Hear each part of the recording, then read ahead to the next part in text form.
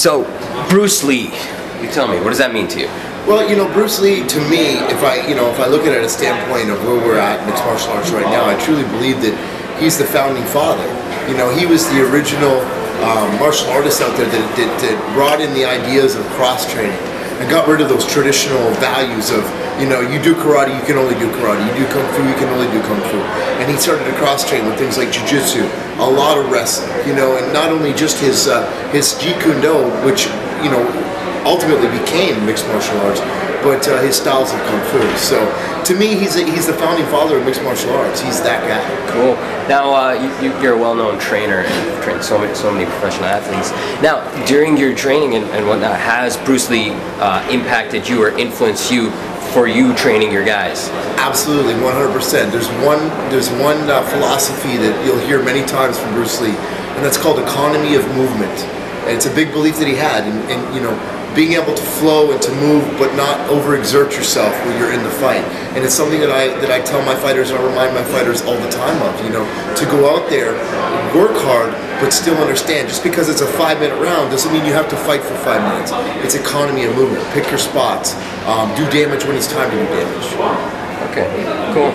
And I guess Bruce Lee, you know, his whole thing is how do you think he would be like today in the octagon, him at his prime?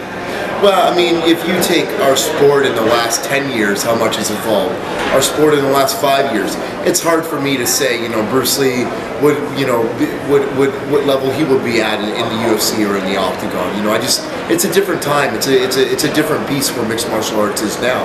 I think that what we have to do is we just look at and respect that Bruce Lee was the first guy that put the idea of putting everything together and creating true mixed martial arts. So to take him and put him in with one of the fighters of today, I don't think it would be fair.